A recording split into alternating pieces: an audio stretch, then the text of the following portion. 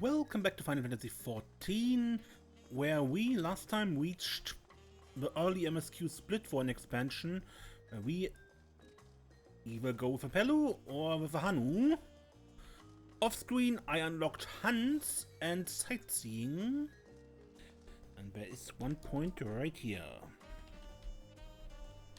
It's just in the city, you just have to talk to a bunch of NPCs, nothing too special. And I think I start with a Hanu. The quest to Kozama'uka will become available once you've completed this quest series, beginning with a helpful Hanu. So, what is it you'd like to know? The route to Hanuhanu.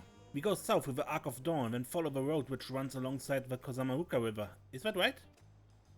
It is. We won't, however, my brethren tell me the recent storm has rendered the path even muddier than usual. The footing is quite poor in some parts. Far worse was the destruction visited upon our homes, though. Houses were torn apart and several people injured if not killed. Even our beloved festival is in danger of being called off this year. If you still plan on going, I must urge you to proceed with caution. We'll be sure to watch our footing, thank you.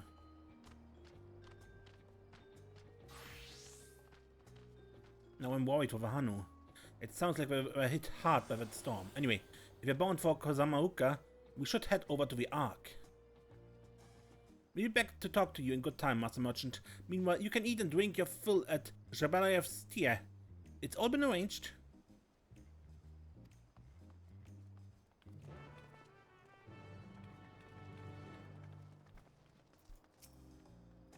Unlimited tacos in exchange for a few days of my time. I'd be a fool to pass up the deal.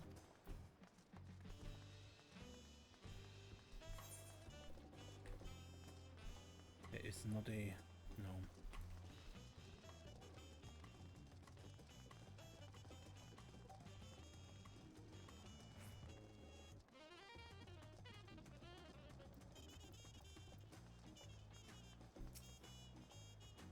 The Hanuhanu are friendly folk who should welcome us with open arms, assuming we are not too preoccupied with recent troubles with this. Through this gate and we'll be on my way south to Kozama'uka. I swear that gate gets bigger every time I see it, considering the size of Golul Jaja, though I suppose it's better than having it be too small. I should have liked to observe that festival, but the Hanu are probably not in the mood to celebrate.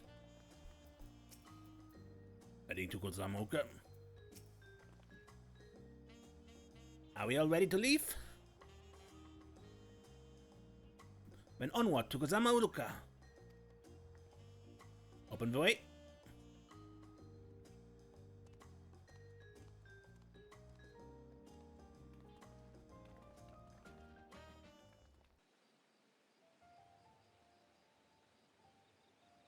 Kozama'uka, the land of rainbow terraces. It commands the gaze of all who visit without fail. The many-colored marvel. An endless torrent of water cascades over sheer cliffs to shape the wetlands below. To its relentless flow, all life must yield. Together with Wuklamat, we proceeded along the Marcy Trail, a road upon which the Dawn Servant and his comrades once traveled.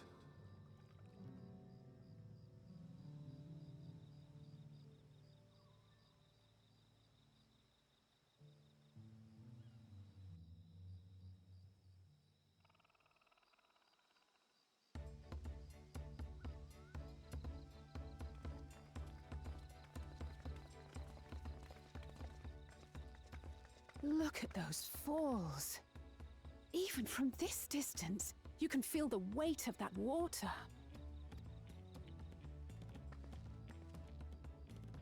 The Isle of Ham was impressive, but as you can see, Tulihiola does not want for natural wonders. Seems that way. The ground is swampy, so watch your step.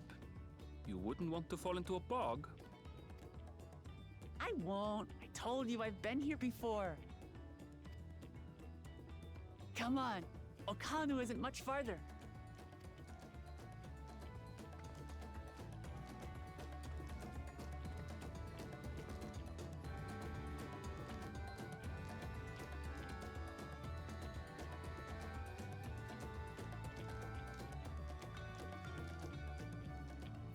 I don't know. With Ruklamat, I always half expect a moment of slapstick.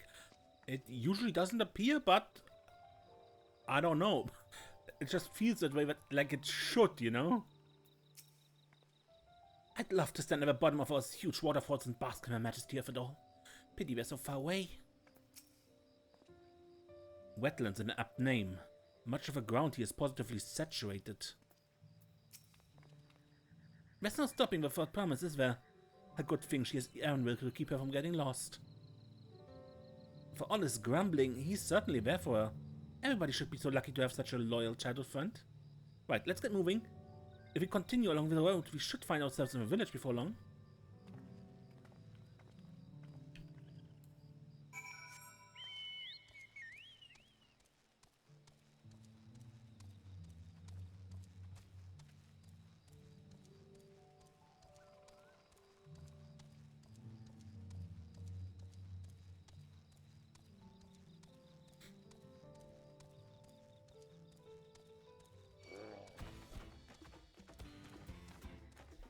Okay.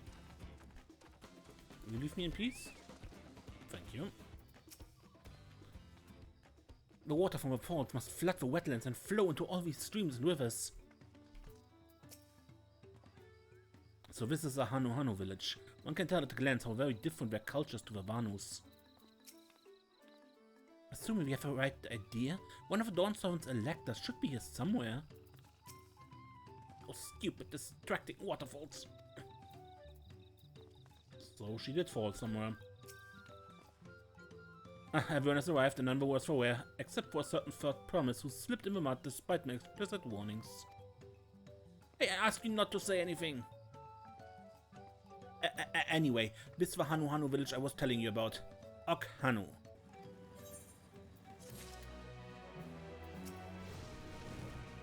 I'd agreed to serve as a guide, not as a nursemaid.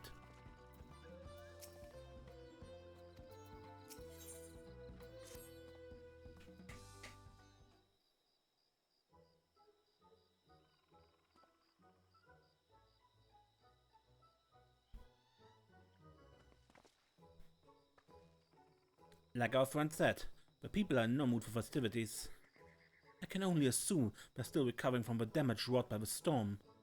Indeed. Well, let's do what we can to do and find this elector.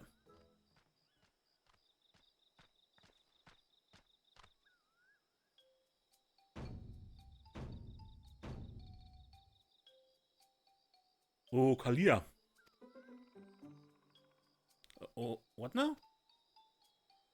It's the Hanu greeting. Surely you heard it the last time you were here? Well, I was busy enjoying the festival. Greetings to the third promise and her entourage. I, Zanuhali, welcome you to Okhanu. As elder of my people, I shall also be fulfilling the duties of elector during the rite of succession. So our idea about the electors was correct. Just do as Papa said and retrace his path from the saga. I'm ready. Give me the feet and test my worth. All in good time, all in good time. In fact, I came to let you know that we are not quite ready to begin. For a moment, please enjoy the hospitality of our village.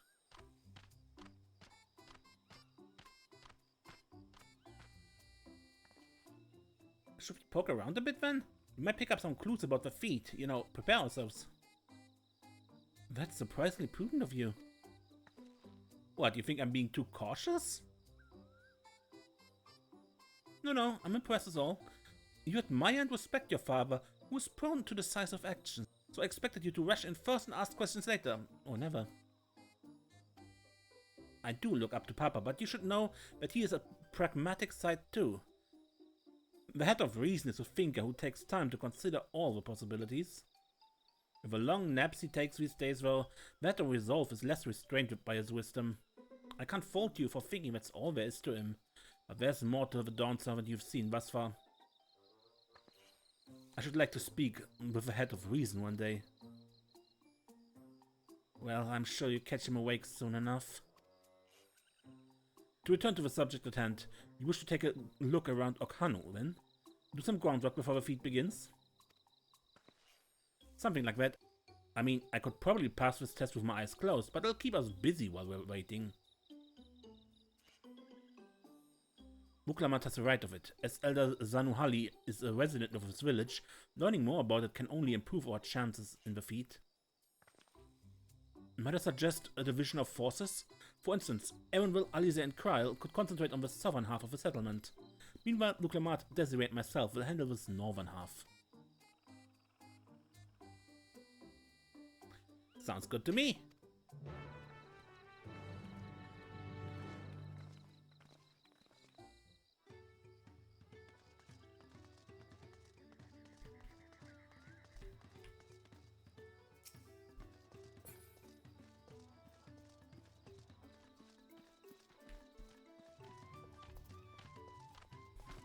Thanks to removing player names, sometimes some people just melt into the background like they should belong here, you know?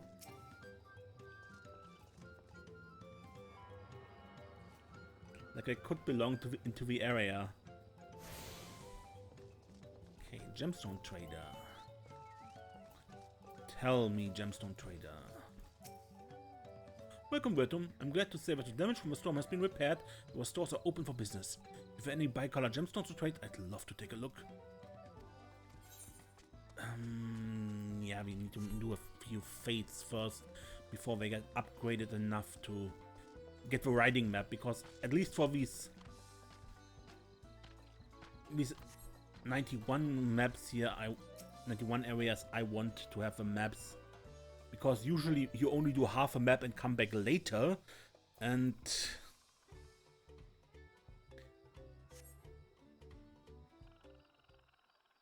that means you don't get all flying points at once. Okay, a destroyed home, I think? A gaping hole in the wall and missing portion of the roof are clearly the work of the storm's powerful winds. Repairs appear to be ongoing.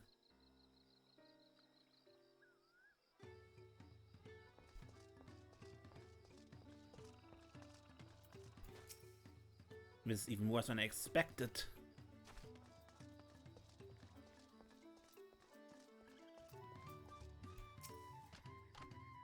You heard about the storm?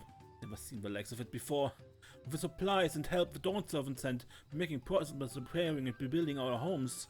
But while roofs and walls can be patched, there's so much else that was lost for good.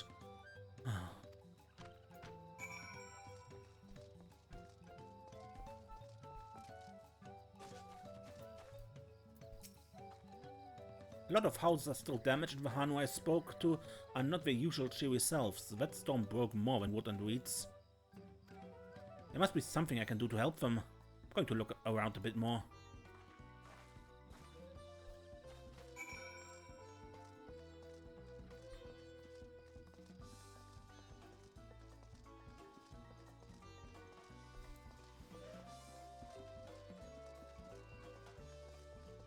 Bundle the reeds.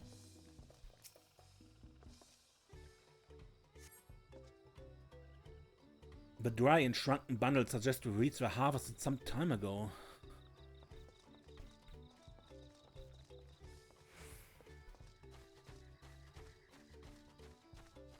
Did people get killed by the storm or something? Maybe we're lacking laborers, but just a thought why.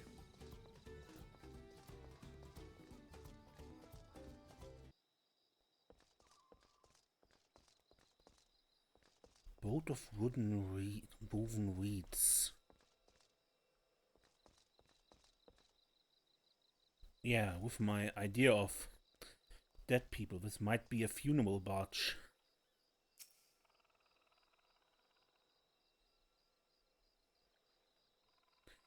Woven from reed, this boat-like vessel is reminiscent of a bird.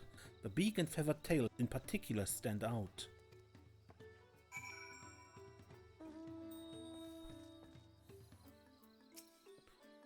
The boat must be woven from the same reeds I've seen gathered to bundles here and there. The plans hold both practical and cultural significance for the Hanu then.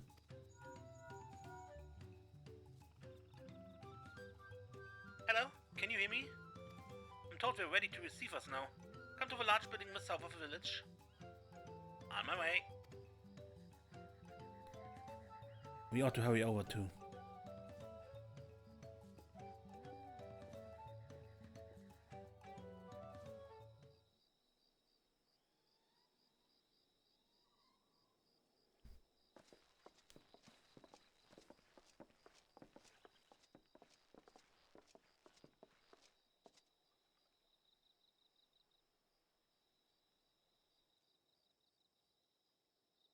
No sign of Zorolja, or that oversized lout. How much easier it would be if Soralja were to fail here. But that isn't likely to happen.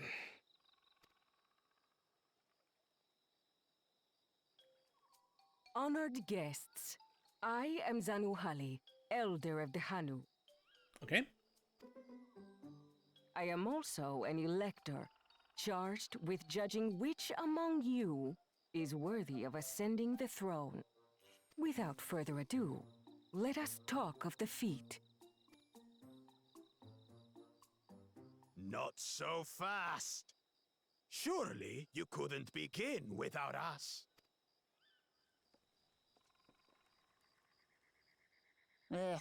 He made it after all.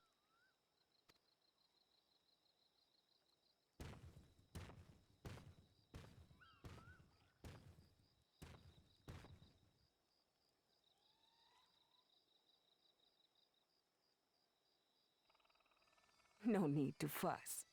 There is no time limit for this challenge. Now, if you would allow me to proceed. It is here, in Okanu, where my people forged a bond with the Dawn Servant during our own chapter of the Tuli Yolal saga. In homage to those events, I have prepared for you the Feat of Reeds. Reeds seem to be of great importance to the Hanu.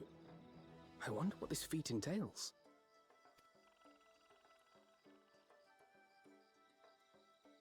We use reeds in every part of our lives, be it as food or weaving material.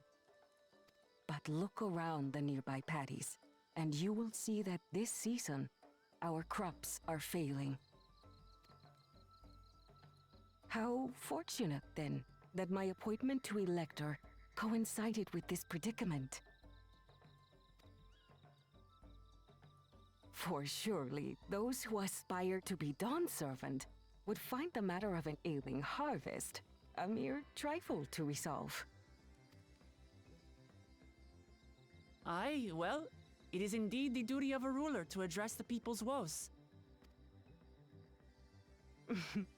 Exactly, exactly. Do well in this, and you will earn my keystone.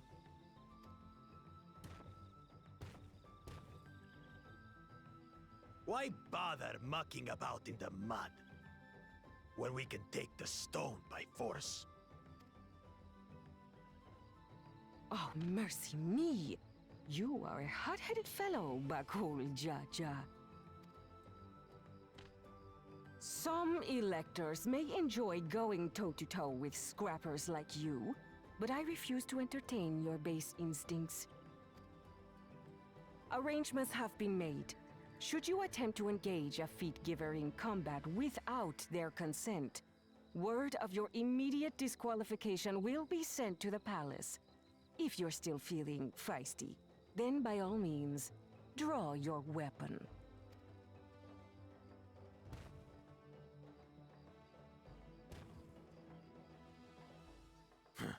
This contest is presided over by cowards. There's no sport in fighting you. Then we can return to the business of earning my keystone. The Feat of Reeds is begun. Claimants, I wish you the best of luck.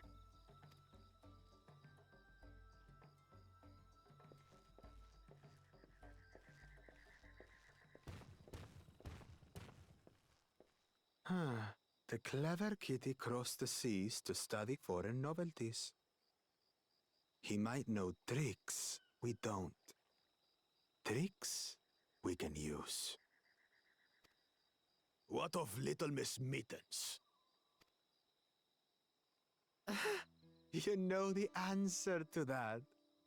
Compared to the first and second promise, she's a distant third. Not even in the running. Then we see eye to eye on this, brother.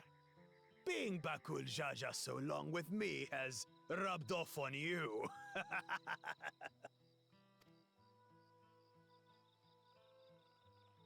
These allies of hers, though, they might be a problem.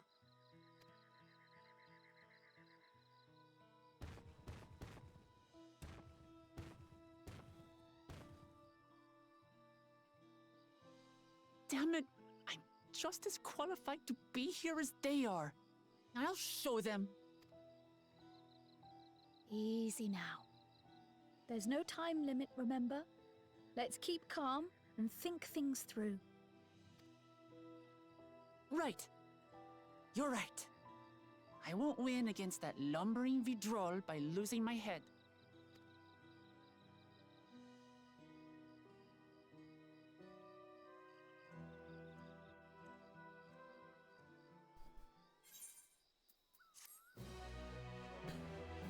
Okay, help with the harvests, huh?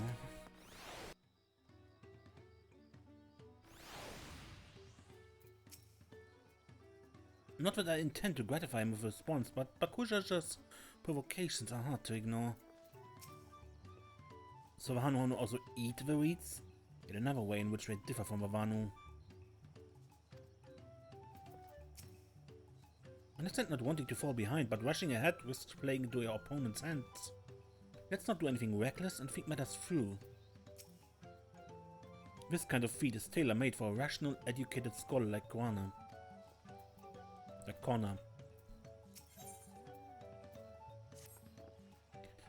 I don't know the first thing about farming, but if there's a way to save the harvest and help the Hanu, when we're going to find it. I'll make Bashkur Jaja eat his words. Understanding the nature of a problem will be the key to solving it. We need to examine the reeds themselves and then deduce the cause of their poor condition. Erenville, will you take us to the fields where the reeds are grown? Of course, follow me.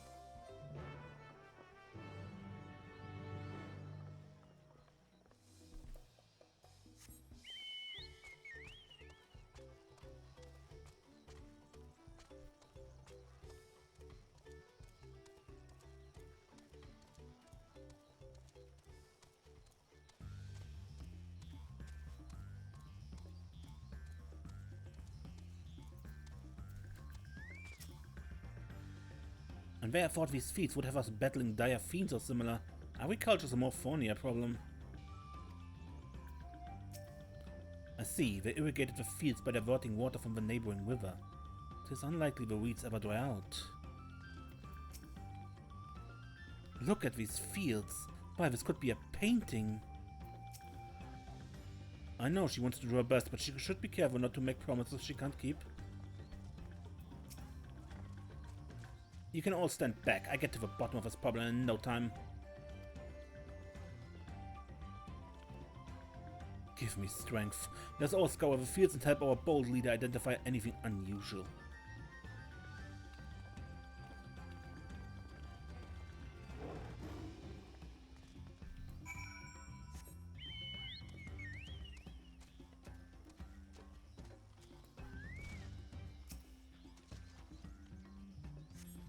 As Hanuhanu described, the reeds appear wilted and unhealthy.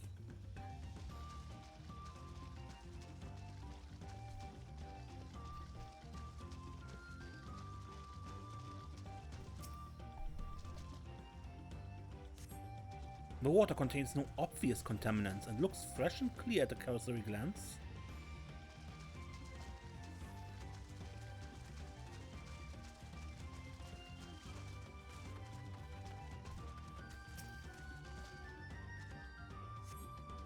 The soil of the paddies is as one would expect, rich in color and suitably moist, not dry or not flaky.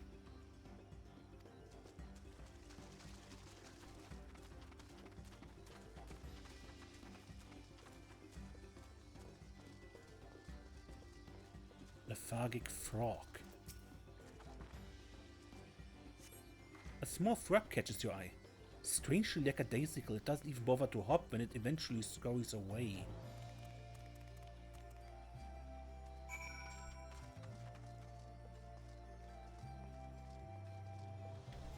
Remember?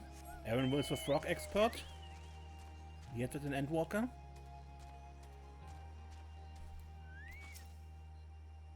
Oh, a water strider. Bit sluggish though. More of a water shambler. Not a miss with her paddies themselves as far as I can tell. Any luck? Seen enough? I'll call everyone together and we can share our discoveries. Ah, I missed Quell. Okay.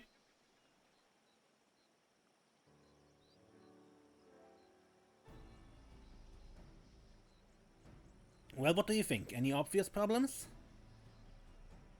Only the frog that was suspicious. I agree, the waters look to be of good quality, as does the mud in which the reeds have been planted. The frogs and insects are unusually torpid, but suggests the problem is affecting not only the reeds but also the creatures which live among them. Could something invisible to the naked eye be polluting the water? You would need an alchemist to know for certain.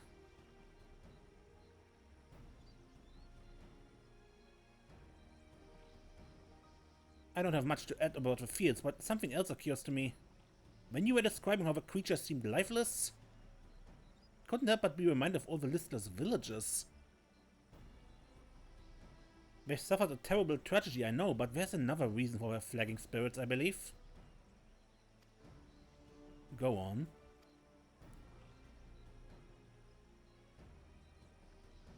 The festival. This is traditionally an occasion for celebration and renewal, so without it the Hanu are struggling even more to recover. The last time I visited, the village was in the middle of the festivities. We never see the Hanuhanu more joyful and alive. It is an indispensable part of their culture, and its absence will only compound their woes. So I say we help them put on their festival. Give them a reason to cheer and beat sad times. Who knows? Maybe fixing one problem could lead us to a solution for the other. Stranger things have happened. Right? I fail to see the relation between festivals and fields. Let's not be too hasty in dismissing the idea. Things which seem unrelated can later prove to be connected in surprising ways. True, and being bereft of ideas as we are, any proposal is worth entertaining. I suppose. Besides, this is Luke Lamart's journey. It's only right that we follow her lead.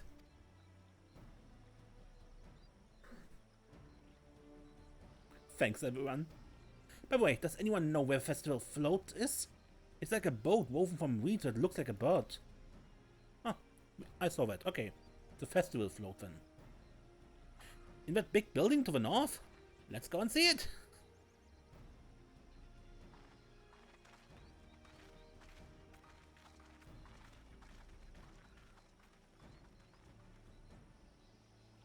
There's much less debate when I'm traveling alone. Yeah.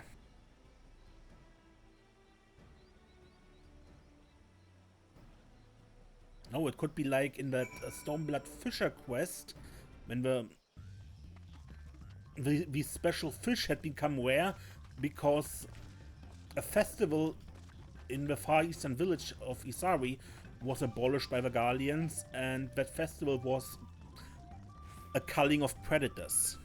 And so the abolishment of a festival endangered a species of fish. And maybe there's something here about this festival too that is connected to the water, or perhaps even the dynamis, or who knows, you know?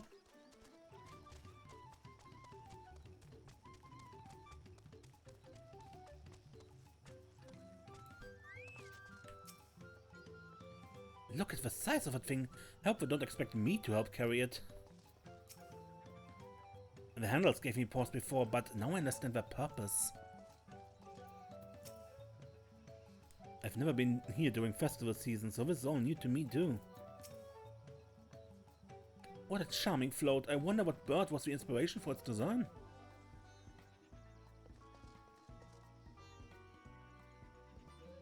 chocobo? Yes, that's the float I remember. Huh, does it not appear somewhat damaged to you? We could take a closer look. Inspect the float.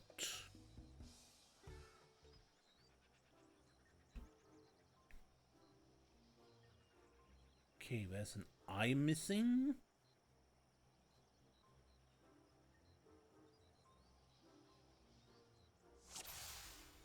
Definitely what missing eye. Oh dear, one of our bird's eyes seems to be missing a gemstone.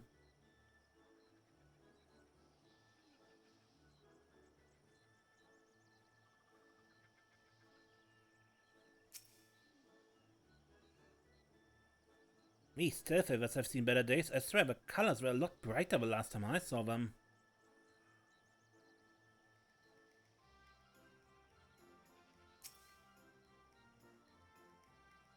Oh, that's definitely broken.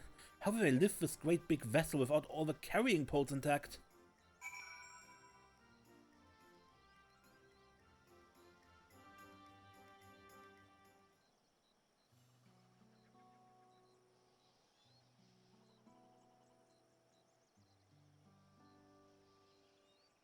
Well, I think we can all agree this boat is in dire need of repairs.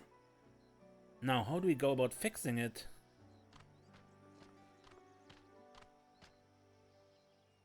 What's going on here? We were admiring your festival float. It's a shame it's in such poor condition. Due to the recent storms, I gather? Yes, we had to leave. It's exposed while we ushered our people to safety. With a float in this condition, there can be no lifting of wings. No Ihana. Ihana. That's what the festival was called. I want to help you hold it. Have you not seen our village? Homes are ruined. We're struggling to make repairs, and you want us to hold a harvest festival? I know how it sounds, but giving into misery never improves anyone's situation. A celebration of life and growth may help give you the strength to work through its tragedy. The role of festival leader is mine this year, and there's nothing I would like more than to lift everyone's spirits. But we don't even have enough materials to repair the float. We need abokisha for the missing eye, uyuipo, wood for the poles, and feathers from the winds chosen to adorn the tail. 2 of these I know. Abokisha is a type of precious stone used in arcane equipment, and uyuipo wood is essential for crafting ceremonial instruments. These chosen feathers, however... Winds chosen is the victor of a competition in which the contestants see who can blow a feather the furthest using wind magics. And that's something of a problem right now. The Hanuhanu are gifted at employing such airy sorceries, but expend a great deal of mana when doing so. We are soon exhausted by the effort, and having no reeds to eat will only make it harder. I think I understand. Your vibrant reeds grow quickly and vigorously, so much so that they stifle the development of nearby plants. It must be potent source of the energies you naturally lack. They are indeed. Owing to the poor harvest this year, we've been left enervated. And if we cannot gather the correct materials as dictated by custom, we cannot repair the festival float. Oddly enough, we may just have stumbled upon our solution. The winds chosen would by necessity have a natural gift for manipulating magical energies, which means any feathers taken from a victor should be high in ethereal conductivity. The float's construction also requires a stone used in arcane equipment, as well as timber favored for ceremonial tools. The demand for such specific materials must have an underlying reason.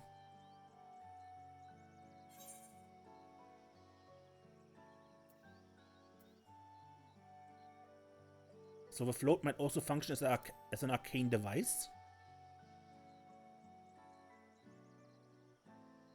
Precisely what I was thinking. This boat of reeds is in fact an arcane focus of some kind. A focus? For what? Ah, Ihana is a harvest festival, isn't it? That means the float was made to encourage healthy crops. So if we repair the boat and hold the festival, its arcane powers might fix what's wrong with the reeds. We won't know until we try, but 'tis a sound theory. Celebration, prayer, and ritual ceremonies. These all have been known to elicit miraculous effects. Wait, the float, a tool for magic? It's the first I'm hearing of it. In the beginning, it may well not have been. After a good harvest year, there would be no reason to change it. But when the harvest was poor, new adornments were likely added. Those who performed the labor may have imbued their work with ardent hopes for a brighter future. Through years of trial and error, the Hanu would have refined their festival float into a focus for harvest prayers. Incredible. I know you're practically fainting from hunger, but reviving Ihihana really does sound like the solution to all your woes, and I promise we'll do everything in our power to help you. I'm still not convinced about this focus business, but I accept your aid nonetheless. I will introduce you to the shipwright who's been maintaining the float these last few years. He replaced both the eyes and poles before, so he should know where and how to procure what we need.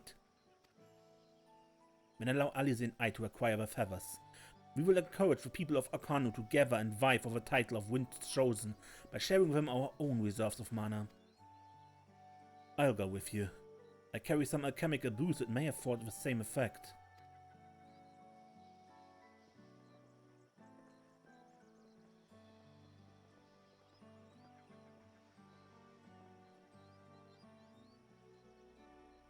The three of us will visit the shipwright then. Not without me. I've worked hard to fix the float as best I can. The responsibility is mine after all. I've not introduced myself, have I? I'm Hanuhanu. Nice to meet you, Hanuhanu. And certainly, let's all go together.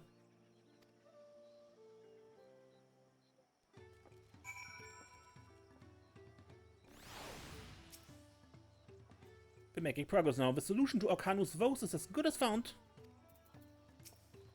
To find myself working alongside the third promise herself is unexpected, to say the least. Thanks to Ruklamat, we found ourselves a promising way forward. Experience and knowledge are valuable assets, and there's something to be said for following one's instinct.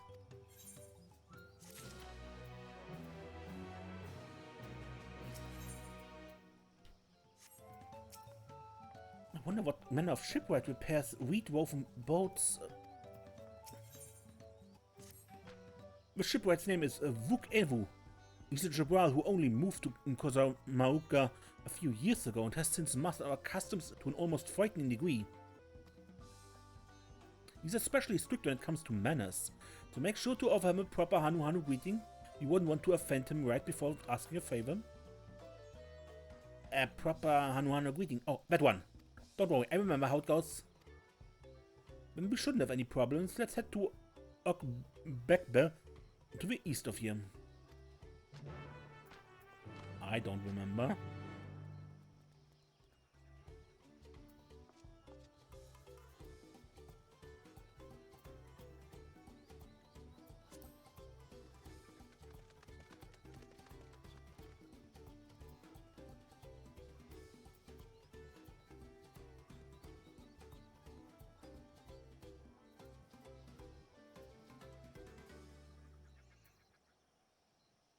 Oh, Kali. Okay.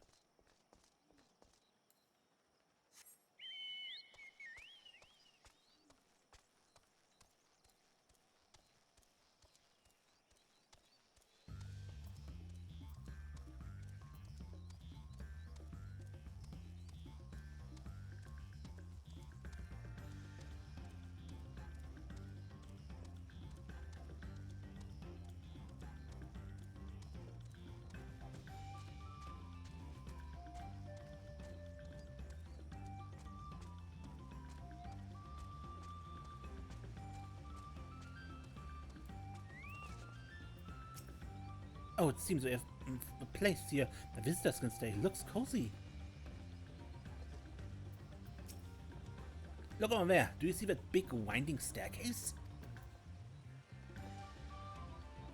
Yeah.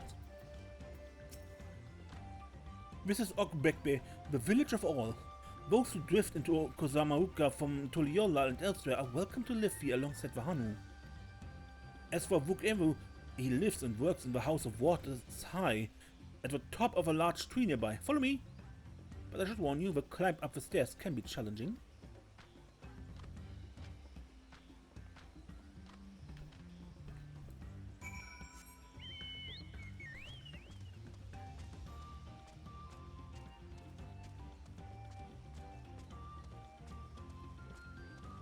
markers.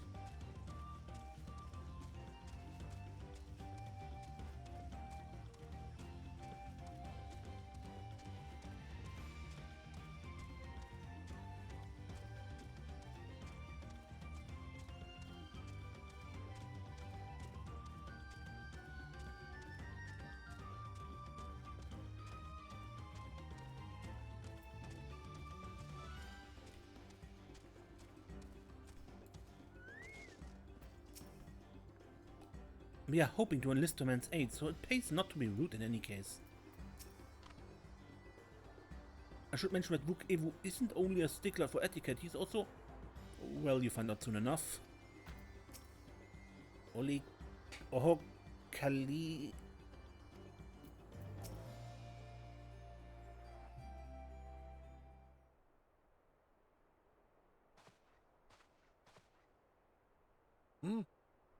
What do you want with me?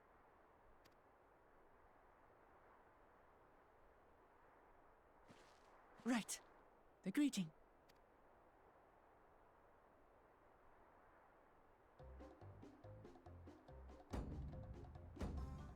Oho Kali!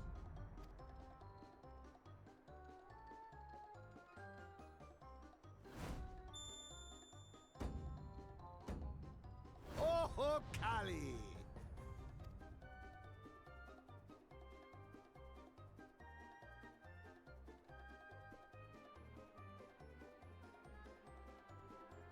Good. You brought your manners with you. Reminds me of Lollyho!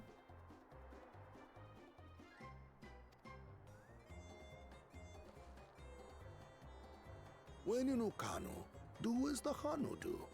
For a country as diverse as ours, the preservation of harmony demands that we respect the cultures of all peoples who call it home. Well, that explains your familiarity with Hanu customs. And you speak truth, of course. To live together means to learn about each other. Ah, I appreciate an open mind.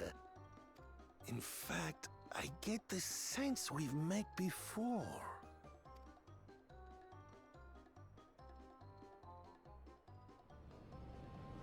You're Wuk Lamont.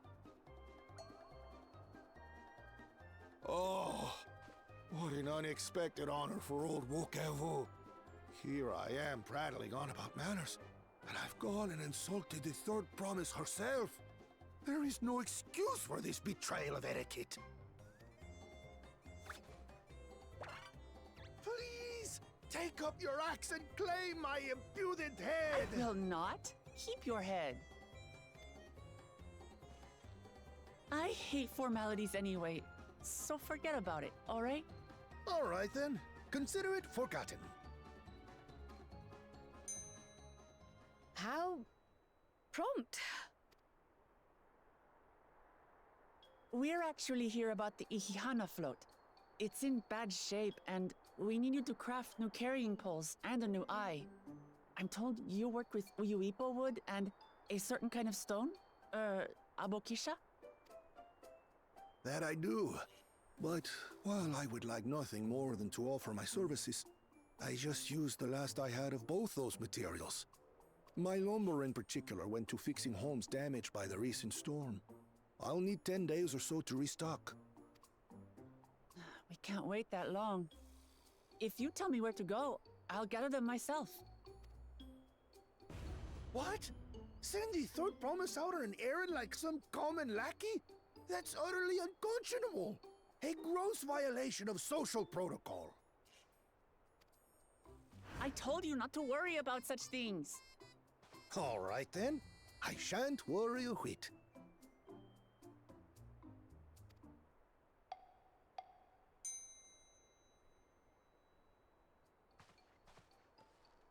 What's with your Hanu friend there?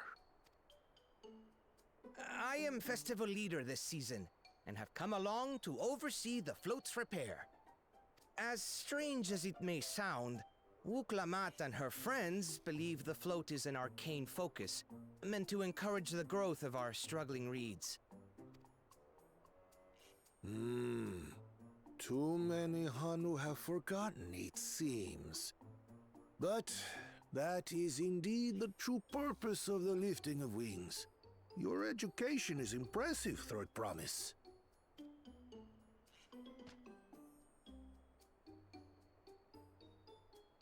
Well, maybe a little.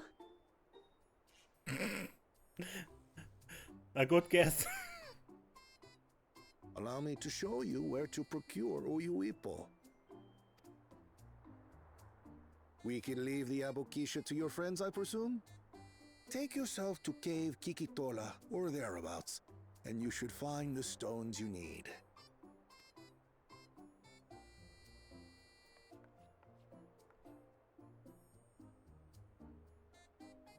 I've been there once or twice. I can guide you. Thank you.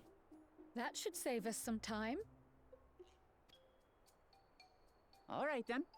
Let's get moving.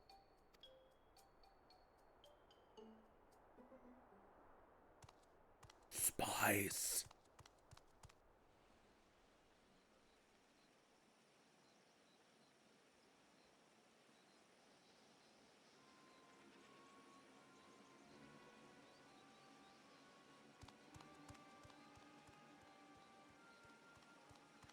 Chosen one of your rivals is making progress.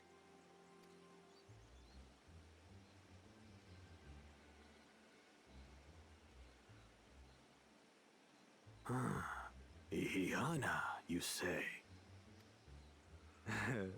Should our first choice fail to deliver, it might be wise to let this play out.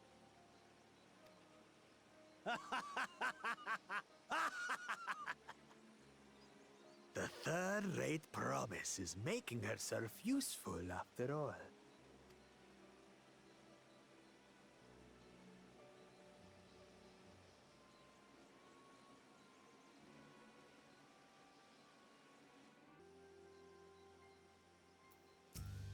A rather eccentric fellow, but I feel his heart is in the right place.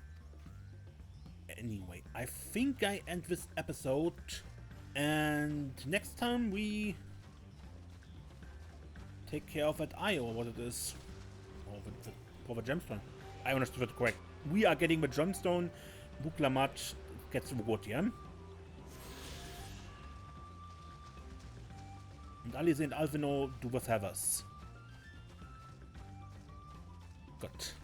Until next time when we play more Final Fantasy XIV, I'm Mace and don't get lost.